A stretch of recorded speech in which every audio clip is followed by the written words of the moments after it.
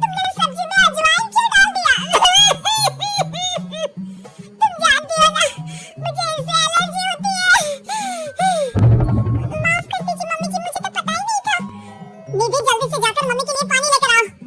अरे नहीं नहीं जीजू, आंटी जी की एलर्जी पानी से नहीं बल्कि शहद से दूर हो जाएगी। एक मिनट रुकिए। अंजलि दौड़ कर जाती है और शहद लेकर आती है। लेकिन तुम्हें इसके बारे में कैसे पता? बस ऐसे ही। आंटी जी ये लीजिए, जल्दी से एक चम्मच शहद खा लीजिए, अभी तो थोड़ी देर में आप ठीक हो जाएंगी। तुमने तो एक बार फिर से मम्मी जी की जान बचा ली अंजलि, वरना मैंने तो आज बहुत बड़ी गलती कर दी थी। थैंक यू अंजलि बेटा, तुम तो वाकई में बहुत अच्छी लड़की हो, सबकी मदद भी करती हो और तुम्हें तो कितनी अच्छी नॉलेज है कि एलर्जी होने पर क्या खाना चाहिए।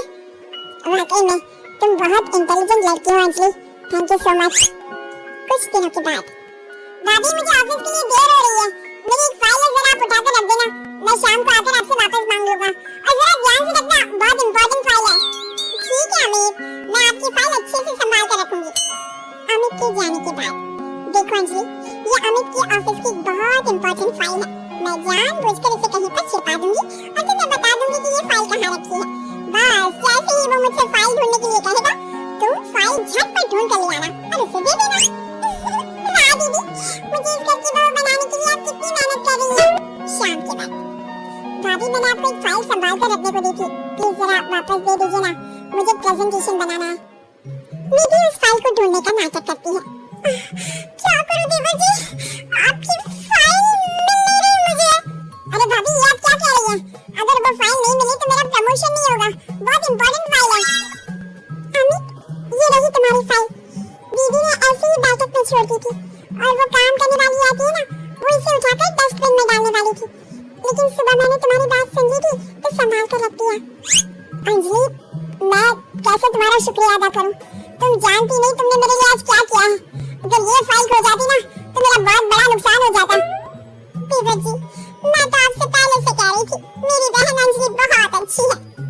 वाकई में बहुत समझदार और इंटेलिजेंट लड़की हो तुम, हमारे फैमिली के लिए कितना कुछ कर रही हो। पहले मम्मी को बचा लिया और आज मेरी फाइल।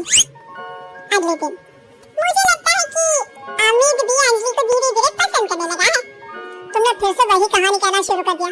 मैंने कहा ना, अंजलि की शादी अमित से हम नहीं करवाना चाहते। देखो बेटा, तुम्हारी बहन बहुत अच्छी है, लेकिन फिर भी मैं अमित के लिए किसी दूसरे घर की लड़की लाना चाहती हूँ। एक ही घर की दो लड़कियाँ मुझे अपनी बहू बनाकर नहीं लानी। मम्मी जी, मेरी बहन ने आपके लिए इतना कुछ किया और फिर भी आप उसके साथ ऐसा कर रही हैं। तुम गलत समझ रही हो निधि, ये बात तो हम लोगों ने तुम्हें पहले ही कह दी थी। तुम्हारी कोशिशें बेकार हैं, ऐसा कुछ नहीं होने वाला निधि। देखा दीदी, तुम्हारे सब कुछ करने के बाद भी तुम्हारे ससुराल वाले मुझे इस घर की बहू बनाने के लिए तैयार नहीं है।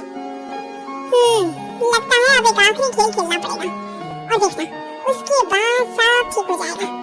मजबूरी में मेरी सास को अमित के साथ तुम्हारी शादी करवानी पड़ेगी। लेकिन दीदी, अब आप क्या करने वाली हैं? कल रात को जब अमित ऑफिस से देर से लौटेगा तो उसके खाने में बेहोशी की दवा डाल दूंगी।